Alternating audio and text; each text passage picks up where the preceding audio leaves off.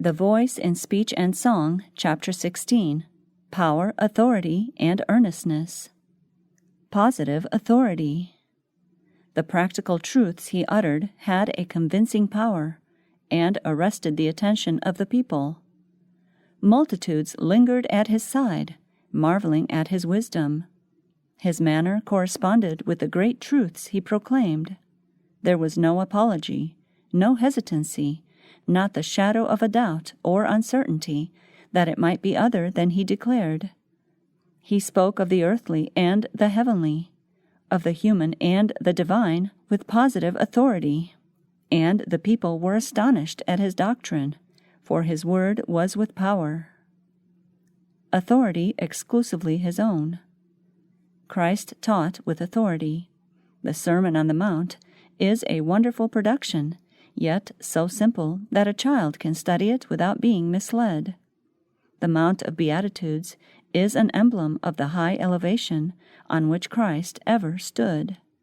He spoke with an authority which was exclusively his own.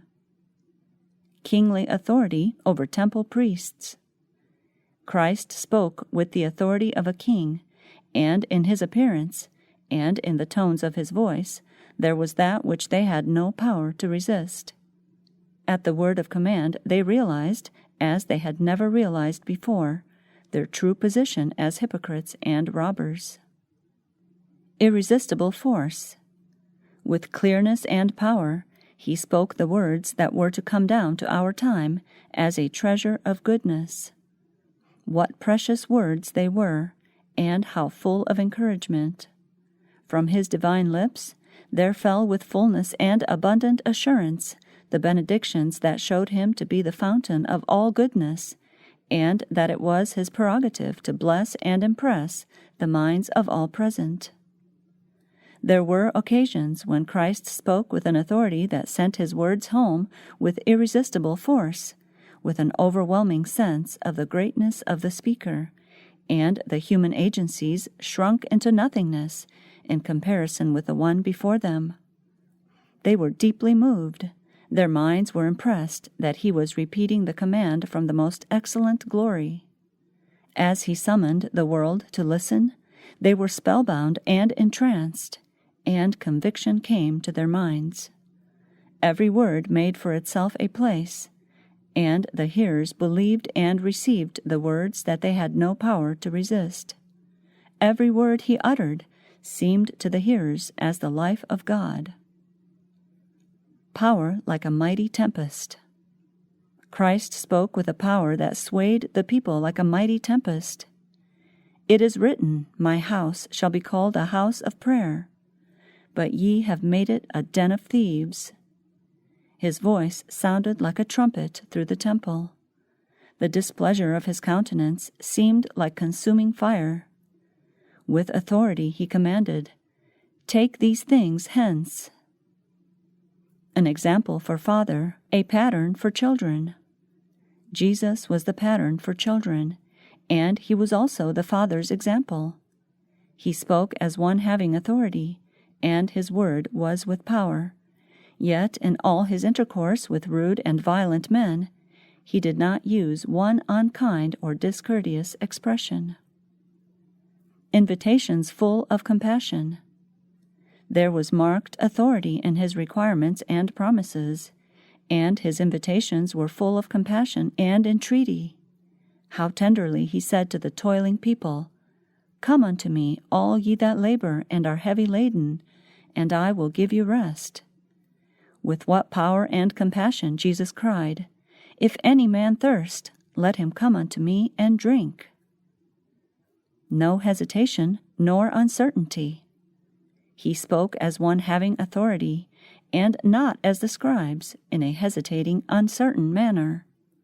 With calmness and power, he proclaimed the living principles of truth, making them more forcible by his manner of presenting them. No shadow of doubt. Christ came to unveil divine truth to the world. He taught as one having authority. He spake as never man spoke. There was no hesitancy in his manner, nor the shadow of a doubt in his utterances. He spake as one who understood every part of his subject. Christ's personal knowledge. Christ spoke with authority. Every truth essential for the people to know, he proclaimed with the unfaltering assurance of certain knowledge. He uttered nothing fanciful or sentimental. He presented no sophistries, no human opinions. No idle tales, no false theories clothed in beautiful language came from his lips. The statements that he made were truths established by personal knowledge. He foresaw the delusive doctrines that would fill the world, but he did not unfold them. In his teachings, he dwelt upon the unchangeable principles of God's Word. He magnified the simple, practical truths that the common people could understand and bring into the daily experience. Zeal and certainty. When Jesus spoke, it was not with hesitating uncertainty, with repetition of words and familiar figures. The truth came from his lips, clothed in new and interesting representations that gave it the freshness of a new revelation. His voice was never pitched to an unnatural key, and his words came with an earnestness and assurance appropriate to their importance and the momentous consequences involved in their reception or rejection.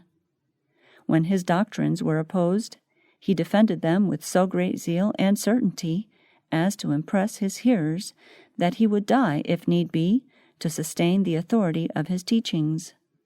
When he taught, his words came with authority, for he spoke with positive knowledge of the truth. Truth with freshness of a new revelation. Truth never languished on his lips, never suffered in his hands for want of perfect obedience to its requirements. To this end was I born, Christ declared, and for this cause came I into the world, that I should bear witness unto the truth.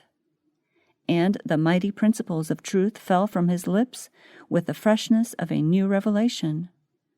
The truth was spoken by him with an earnestness proportionate to its infinite importance and to the momentous results depending on its success.